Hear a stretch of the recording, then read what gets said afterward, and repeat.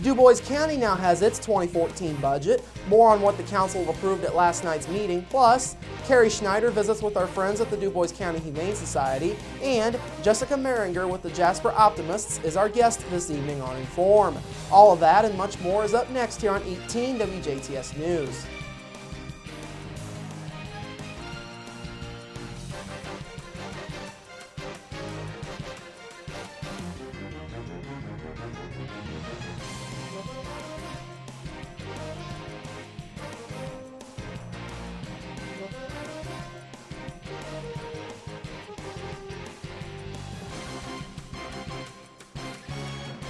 Hello, I'm Bradford Raths. In your news, budget season rolls on and another major entity has its next budget. Last night, the Du Bois County Council formally adopted the county's 2014 budget. The budget, which totals just under $21.1 million, includes $9 million in Economic Development Income Tax, or EDIT funds, along with a general fund of just under $10.5 million, which is a 10% increase from this year's general fund, which was just under $9.4 million. The tax rate for the 2014 budget was advertised at 42 cents per $100 of assessed value, but county audit officials told the council last night that the tax rate will likely end up being somewhere around 35 to 36 cents per $100 of assessed value once the Department of Local Government Finance reviews the budget.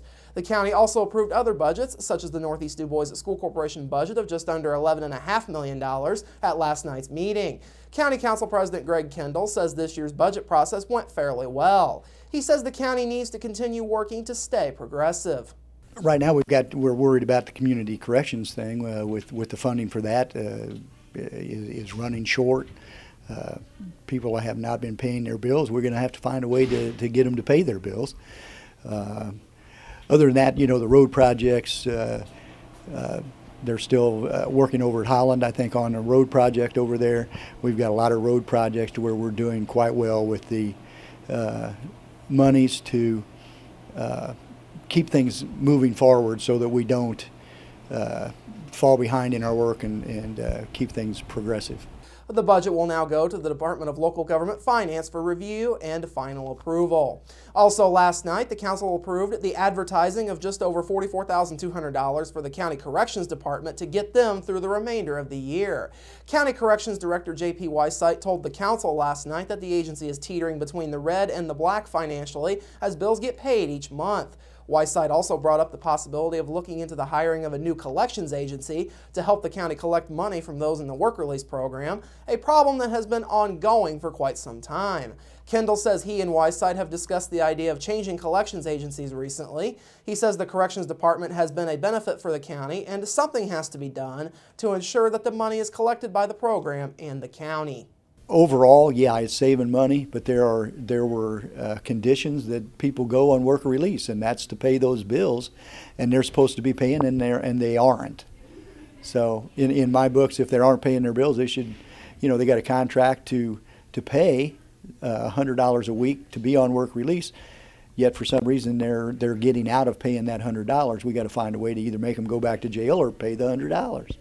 In other notes from last night's meeting, the council approved the advertising of $5,000 to be appropriated for a community strike fund for Du Bois County. Du Bois County Prosecutor Kevin Krause told the council last night that a similar program in Posey County has been successful and the program would do wonders in solving drug issues in Du Bois County. The $5,000 would be appropriated from the pretrial diversion fund if approved.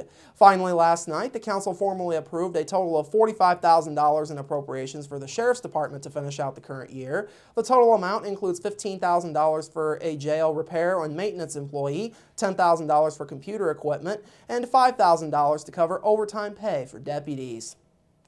Finally this evening, the current U.S. government shutdown is the first in 18 years, and the impact locally is mixed at best. In Du Bois County, most government offices continued their normal operations today. However, some offices were closed, with the most notable of these being the USDA offices along Executive Drive on Jasper's southeast side.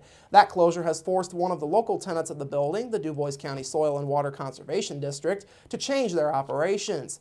In spite of the change, Judy Brown with the Du Bois County SWCD says they still remain open. The Soil and Water Conservation District is a state entity. Even though we partner with the federal agencies, we are still up and running.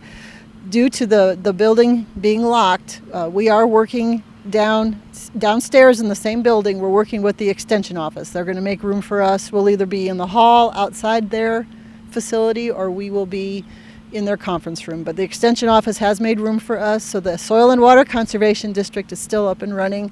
Brown says though the SWCD is still open, there will be inconveniences for the time being. We don't have our regular phone system. We don't have our government computers.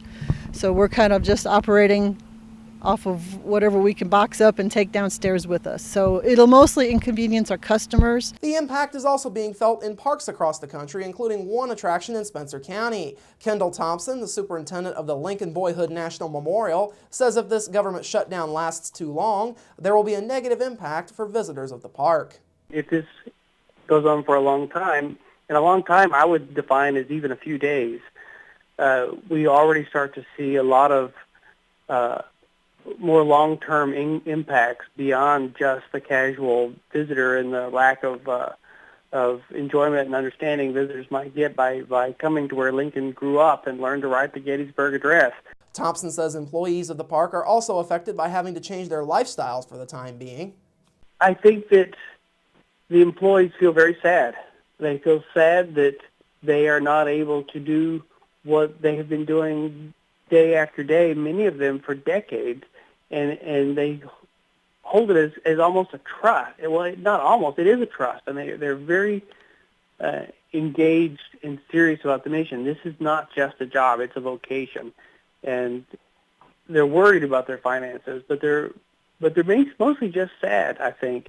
We also talked with Indiana District 63 State Representative Mark Messmer. Messmer says the federal shutdown should have little effect on day-to-day lives for the time being on the state level.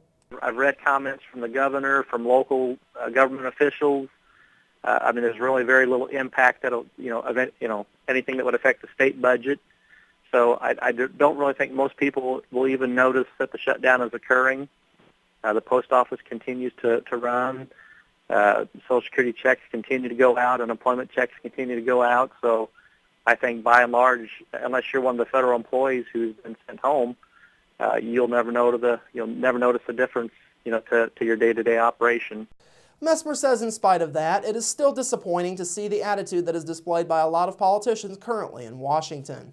It just seems like there's very little attempt by any of the parties out in Washington, D.C. to try to be, a functional group of government entities. Thank goodness the people in the state of Indiana have historically done a much better job of trying to just, work to get things done to help the people of our state. There doesn't seem to be much of that attitude, at the national level, and that's unfortunate. As I mentioned earlier, this shutdown marks the 18th such shutdown in U.S. history. The government shut down 6 times during Ronald Reagan's presidency for anywhere from 1 to 4 days, as Reagan and the Democratic House haggled over spending priorities. Other notable shutdowns occurred in 1995 when Bill Clinton and Newt Gingrich battled each other. That battle produced 2 shutdowns of the government for a total of 26 days.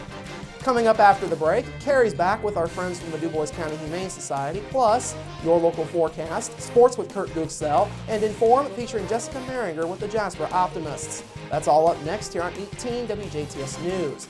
Local people watching local people.